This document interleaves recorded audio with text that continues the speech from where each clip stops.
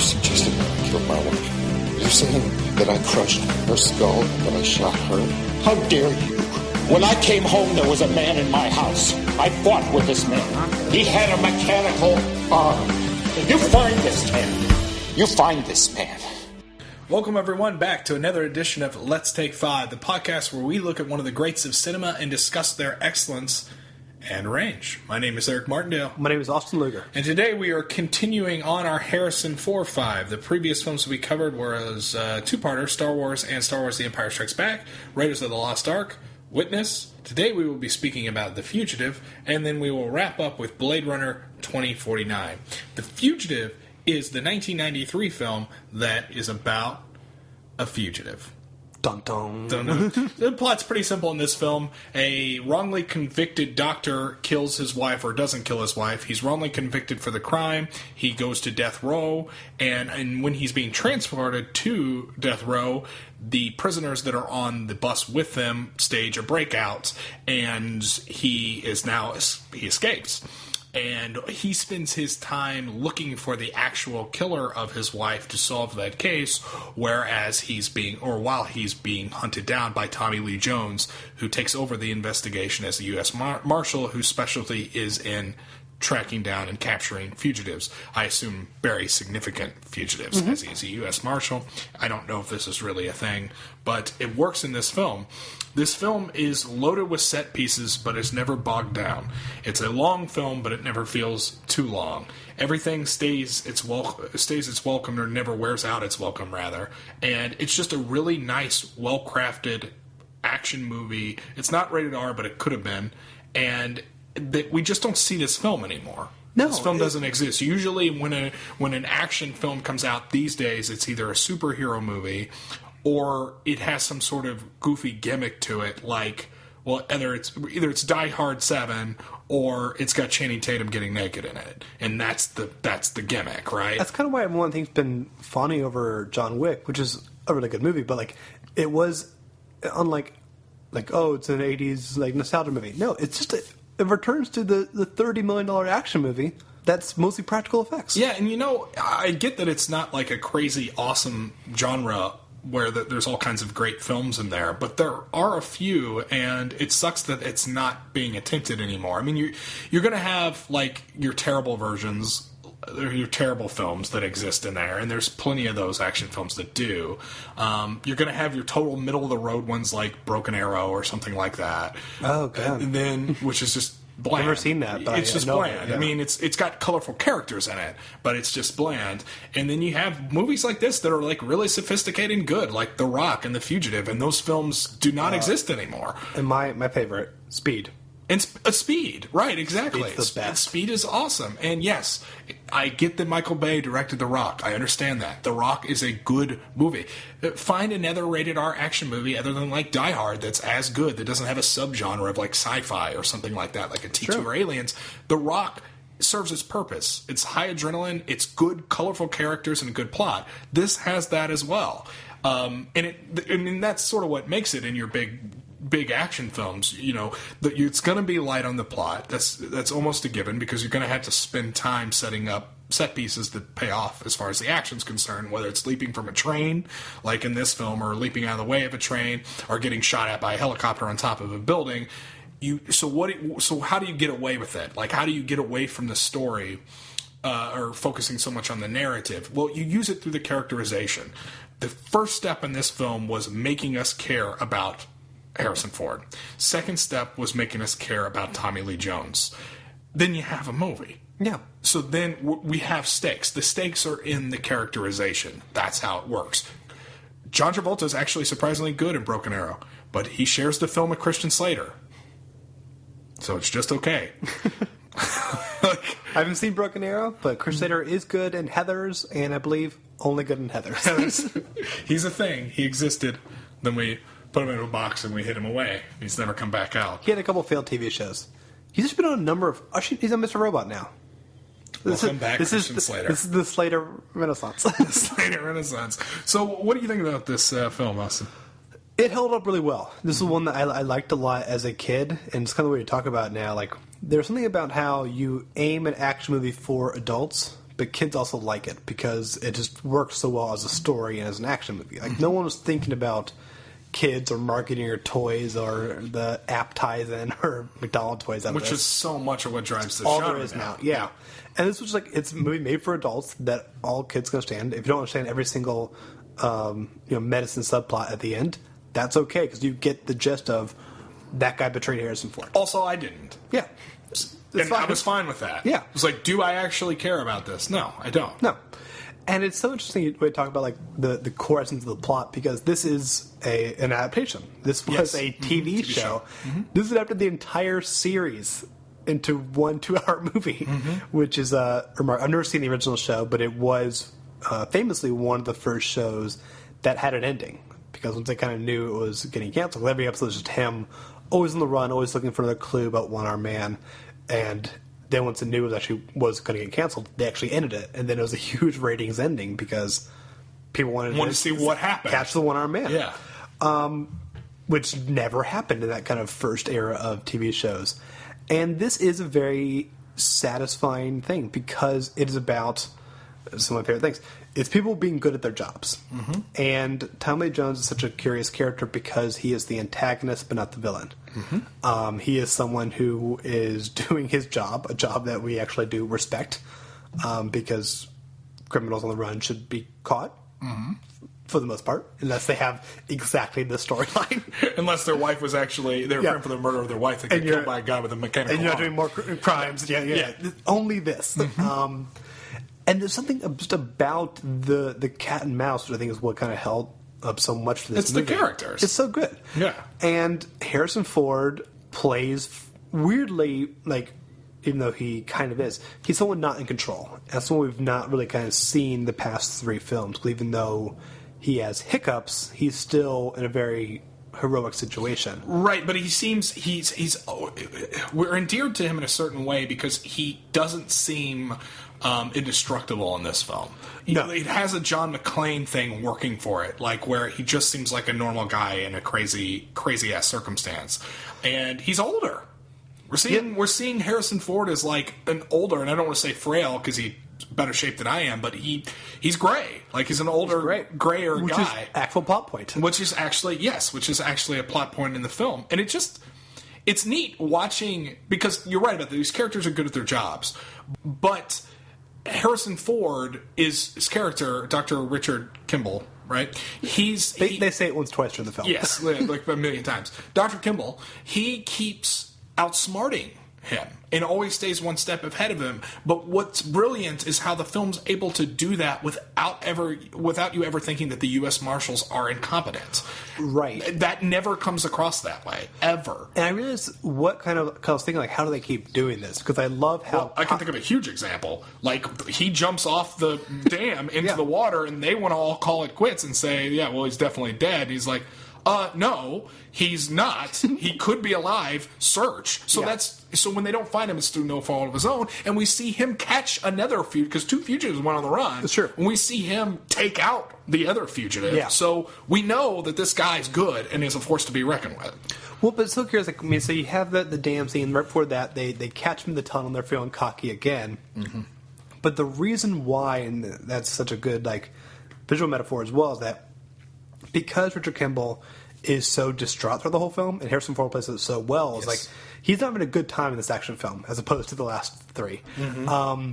He just always seems very broken, very traumatized, filled with grief, but also filled with literally nothing else to lose. The whole like trial sequence, him being on the bus, happens so quickly because it's just like surreal for him. Like he's still grieving, and now he's about to be put on death row for this.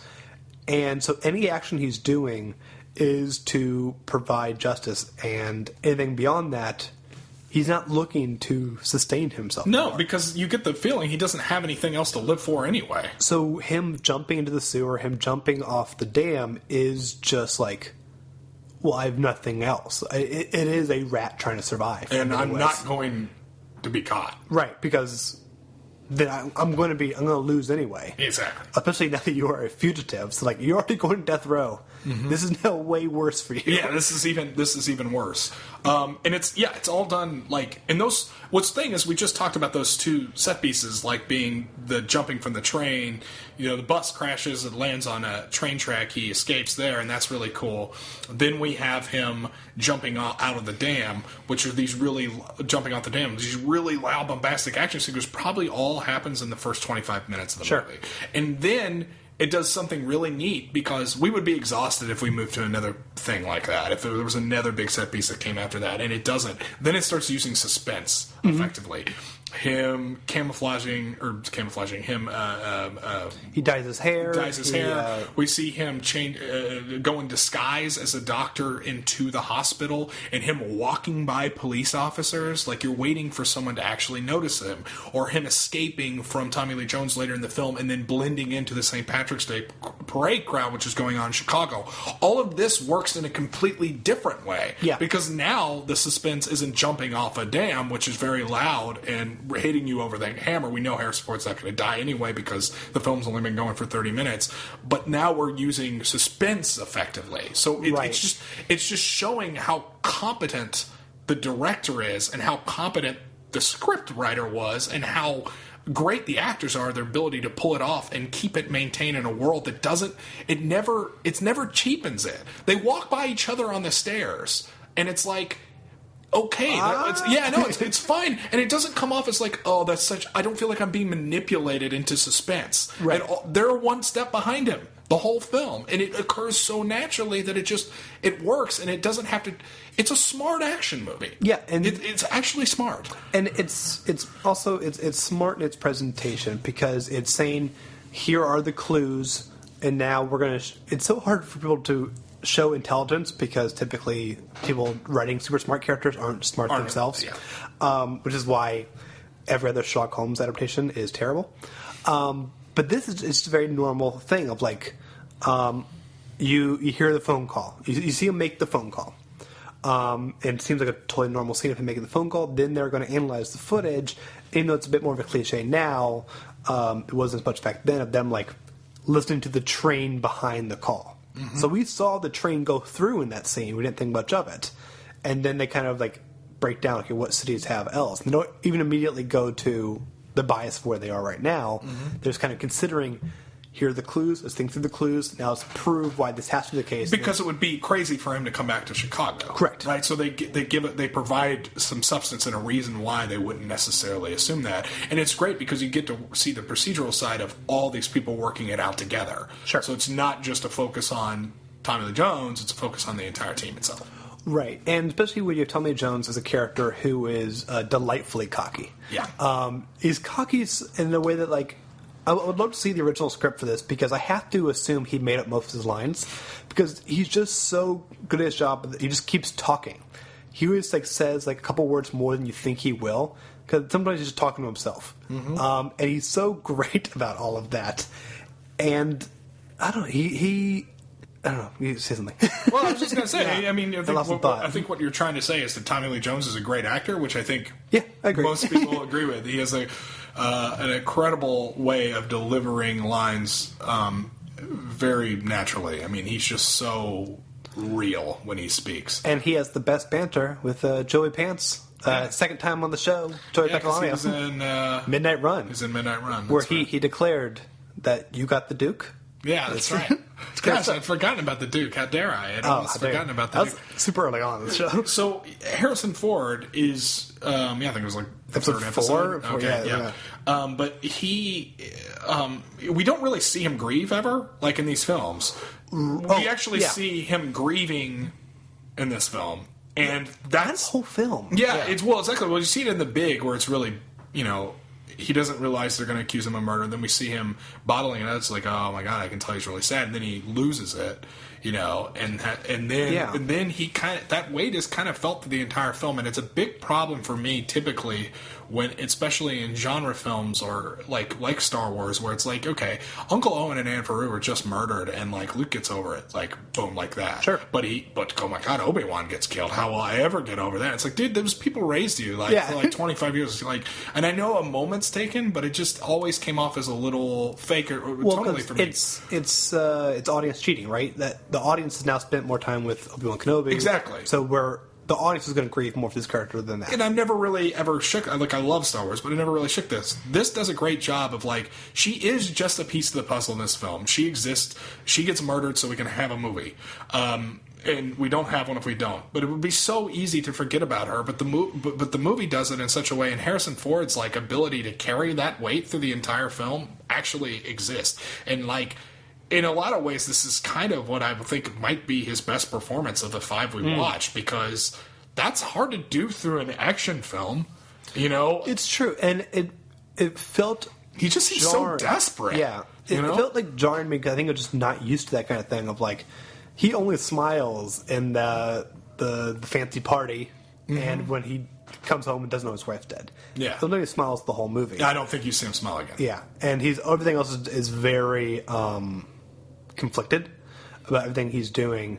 And you mentioned the interrogation scene. I wouldn't talk about that so well, because that's amazing acting by Harrison Ford, where he is very traumatized, he's very upset, he's answering their questions because he doesn't know he's the suspect. And once that turn happens, you just see his brain stop working. Why would I ever do that? And the attention scene goes so well because it's them trying to talk him into saying something else to help the investigation and whatnot, and trying to provide a motive, and they're right to question the mechanical arm, one-arm man seems a bit odd. But so specific that maybe you should look into it. It wouldn't be that hard. But the film does such a great thing. It also kind of shows how well the U.S. Marshal in this movie, where in that scene you're just kind of going with it. You buy it, you buy it, you buy it. And Tommy Lee Jones' character and companions are all about stopping the assumptions. It's an hour later in the movie, they're talking to those same cops. And they go, so why did you think he did it? Well, she was really rich. And they go, he's a doctor. He's a rich doctor. Yeah, he's going to get more money? And they go, well, and the audience is oh shit, we kind of nodding our heads to it. Even though we know he didn't do it, we're kind of nodding our head if that's a decent motive. But of course it isn't. I guess the two... this movie is not all perfect. There are a couple little goofy things that I just simply accept because of the type of film that it is, and maybe I shouldn't for that, but that's the type of thing that puts movies like Die Hard above the rest, you know? So one is just how shoddy the police work in this film is. It's just hard to watch. Well, it's in Chicago, so specifically saying the Chicago Police Department doesn't have their shit together. Which they say a lot during the movie, which I think is hilarious. Of because especially when they think that he's a cop killer, they're oh, Petey's going to eat him alive. No, we're going to kill him. We have to stop before the Chicago PD kills him on sight. Yeah, exactly. And it comments on that. It's kind of nice because this is the first time I watched the film since I lived in Chicago. So it's talking about the police station at Western and Belmont. I'm I know that police station. Oh, sure. Or some of these, and it's oh, that's kind of neat. Or all the downtown shots are great. Lower Whackers. The St. Patrick's Day dyeing the river greens. With the great line of, the one that died blue the rest of the year. This is really funny. But also, especially of the time, a lot of 90s Chicago comedians who hadn't made it big yet are in super small roles in this. Jane Lynch is the biggest one. Jane Lynch, she's in Best in Show. She's in Glee. Yeah. Duh. Yeah. Who is she? She had she's a doctor. She's the doctor. Yeah, the doctor too. Julianne Moore's in it. Julianne Moore. That was before she got big. She was starting to be big. Neil Flynn, who's the janitor in Scrubs, has one line. Dave of TJ and Dave is a reporter at one point. Yeah. I got one more. I recognized the cop in the beginning whenever the prison guard at the beginning with the shotgun when the guy with the mustache who lies initially and says that he got that guy. I've seen that guy. That guy's been the guy who's the cop who immediately loses jurisdiction over it. He essentially has that role in Justified, which is delightful. It's almost like he learned his lesson from this and then became the Tommy Jones character in Well, it's Justified. funny because I remember being staggered by that guy because that guy has a southern accent. Yeah. And I was like, what's he doing in northern Illinois talking like this? Well, don't worry, he goes to Kentucky by Justified, so he's slowly. And I believe he's the villain in Fried Green Tomatoes as well. So I've never seen that. So movie. yeah, so he that fits there because that movie takes place in Alabama or Georgia. Mm-hmm. But regardless, the other thing is that you have. So, like, his wife was killed for reasons. They meant to show up to kill him, but she was home and they killed her because he was starting to find out a secret. Right? About Yeah. So the guy he's yeah. going to find out the secret from, is his best friend who wanted to have him killed. That's the big betrayal in the film. But he goes to him in the film to get money and to get some help, and the guy helps him out. And the police, even the marshals, question him, and he's like, "I'm not going to help you." And it's like, dude, just tell them where he is, and you win. But he won't do it. And then the movie introduces this idea. Well, he wants to have him killed, and it's but he's essentially going to get killed anyway because he's going back to death row. Yeah, don't hire a second assassin. Yeah, like they're doing it for you. You're complicating this. I do like that he did, because it's more of an audience psych out than anything else. That's totally what it is. Because he goes like, when did you last see Richard Kimble? This morning. Whoa! Yeah, that's actually a great reaction. The way Joey Pants went like, this morning. How's he doing? Yeah, that's funny. Joey Pants is the best. Yeah, he's great. I just bought these new shoes. He's like in every great movie for at least 20 minutes. Yeah, yes. He's so good in The Matrix. You may not know he's there, but he's there somewhere. That Agent Smith scene in The Matrix he has is fantastic. Yeah, I mean, he's great in Memento. I mean, he's in everything. Yeah. He's awesome. What else? All right. The one thing I didn't love about this movie this time around was the flashbacks to me were so awkward. I didn't like the way they were like hyper edited and whatnot. I thought that the way they just kind of never felt like they were ever ending. Like we have a scene in the present, another flashback scene of like, oh, now he's walking up the stairs back to the present. It just never ended. And then so you're saying it should just show the whole murder at the beginning of the film? Do one thing of that. You can even like have it be like after the trial scene, just do one big chunk, especially then later on in the movie where it goes, oh, at the party he talked about these pharmaceutical things. We go, oh, we probably should have had that at the beginning of the film as clues. Maybe it had been too obvious at that point. But well, they did use one already that he borrowed the car.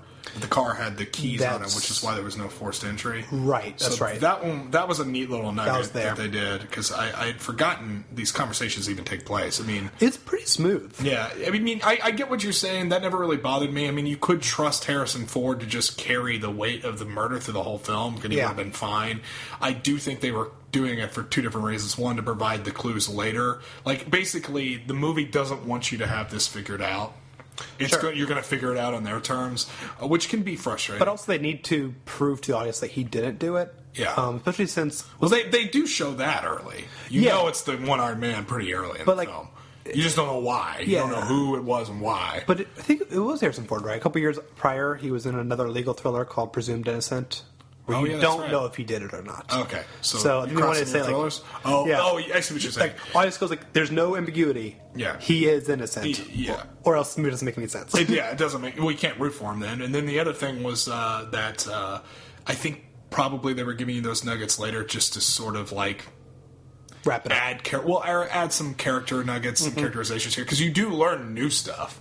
Yeah, it doesn't. It's not like showing you the same thing. It's showing you different parts of one big whole.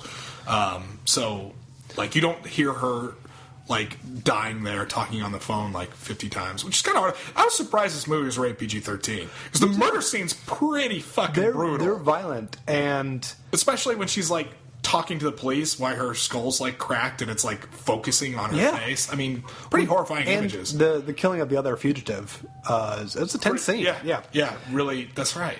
Yeah, it's tough. I mean, the movie doesn't cuss. It doesn't, which is rather surprising. Yeah, I assumed it did, and I watched it yesterday. It's good. I mean, like, I also really enjoy like their idea of like making Richard Kimble not just like. They're making him heroic in very kind of small ways. Like, I do love the saving of the kid as he's in disguise. Like, he should walk out the door. That's great. Because also, like, it's a nice character moment, but then also it's a great. Essentially, Richard Kimble doesn't have an arc. He just has a goal. Yeah. But Tommy Lee Jones has an arc. And his arc is still, like, what we talked about, like, last week. He's not in a bad position. And, like, he needs to reform and change his soul and whatnot. He just, like... And it becomes a great thing where they accidentally end up working together because he essentially keeps giving him drop-off points to get to the next clue and whatnot. Yeah, which he's resistant to because, I mean... it's not his job. Yeah, and one of the most famous lines in cinemas from this film, I didn't kill my wife, I don't care. And that is evidence through the film because Tommy Lee Jones continually says...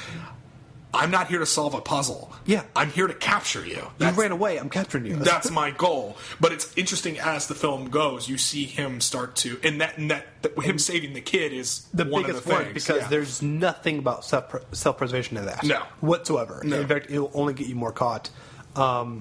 Their best moment is also in the hospital as he's starting to shoot Richard Kimble as he's like running out of the hospital, and the bulletproof glass in the hospital saves him, and then he shoots him again. Well, that's City Hall, I think. Oh, City Hall. Yeah, that's it's right. down there. Yeah. But then like he shoots him again, and it's where his head is. Yeah. But the glass does it. Like he knows how to shoot. Yeah. You got lucky. This is one of the few bulletproof glasses in the city because it's this government building. It's great. I mean, it's a really, really good action film that I think people should revisit. It was fun. My girlfriend was saying before, and she loved it. It has a fantastic sequel, too. No, it doesn't. U.S. Marshals, I think I saw it when I was very young, and it's like the worst movie. I saw it because it was expiring off Netflix. I go, fine, I'll watch it. What is Robert Downey Jr. doing here? Oh, boy. So this film was nominated for some Oscars, too. Wasn't it? Yeah, because Tommy Lee Jones won Best... I got it here. Did it also, like, Upper Best Picture? Was it... let's see. It lost... No. Yeah, it did. Lost Best Picture, Cinematography, Sound, Film Editing, Sound Editing, Original Score, all to either Schindler's List or Jurassic Park. Won Best Supporting Actor for Tommy Lee Jones, which it definitely should have lost. Yeah. I mean, Tommy Lee Jones is amazing in this film, but hear me out, guys. He beat out Ray Fiennes for Schindler's List and Ben Kingsley for Schindler's List. Both of those people were nominated. They had to split the vote, right? Right, and Ray Fiennes in Schindler's List is literally one of the greatest performances in film history. Yeah. And, like, I get how hyperbolic that sounds, but it's true. And split votes happen. It was like that with Godfather and Godfather 2 are the big one. You have 3 people nominated, none of them win in Godfather 1. Godfather 2, De Niro won. There was a big one like 10 years ago when it was like supporting actress. It was either going to be Amy Ryan for Gone Baby Gone, or it was going to be someone else. But Tilda Swinton was the big surprise for Michael Clayton. Yeah. Like, oh, she just won. Yeah, so... Yeah. Especially when it's from the same movie, though. Like, sure. People are like, I'm voting for the Schindler's List pick. It's like, well, there's 2. There's Ray Fiennes and Ben Kingsley, and if you voted for Ben Kingsley, you're wrong, even though he's great. But they messed up so early in the Oscars, like Oscars 10 or whatever, whenever the year Going My Way was up. They didn't have enough rules in the process, so the same performance was up for actor and supporting actor. Whoops. They changed. Well, they fucked that one up all the time. I mean, why is Marlon Brando... Oh, actor. Oh, but this is the same year. He was up for actor and supporting actor. Yeah. No, I get what you're saying. Yeah. I'm just saying in general they usually there's miss that. So many categories. Supporting actor, like Haley Steinfeld up for supporting actor for True Grit. She's the main character. And Jeff Bridges is nominated for actor. It's like, he's the supporting character. Like, what's so hard about this? She's the title character. Yes, exactly. And then you got Al Pacino, Michael Corleone's the lead in both Godfather films. The Don is supporting. Yeah. Don't get me started on the Emmys, because if you nominate Luther Season 3 for Best Limited Series or Anthology, no, it's called Luther Season 3. I don't care if there's fewer episodes. It's not a miniseries. It's that Oscar humor. Anyway, you want to take us out of here? Let's get out of here. All right. We want to know what you think of The Fugitive. Head on over to theartofmore.com. Leave a comment under this thread so we can know this film hold up for you. Have you seen it before? Do you like Tommy Jones better than Ray Fiennes? We want to know these things.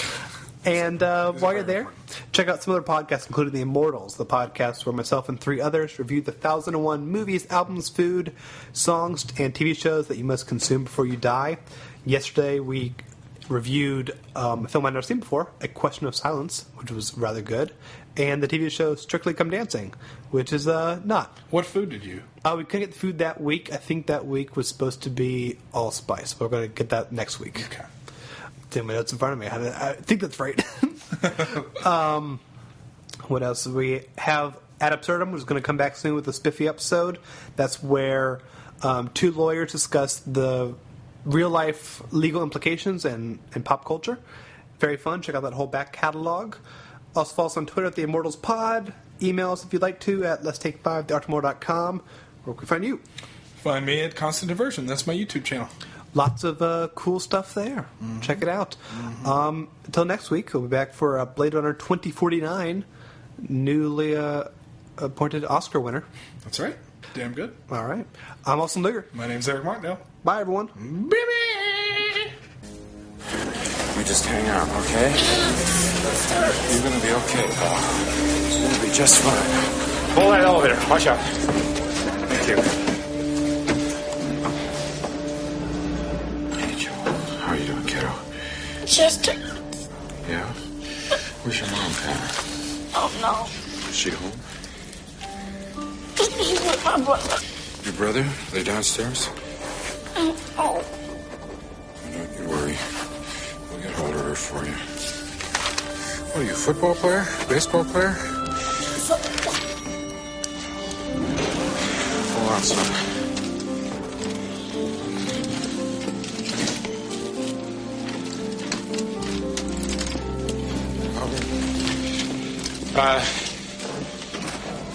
Hey, doctor. They sent this one from downstairs.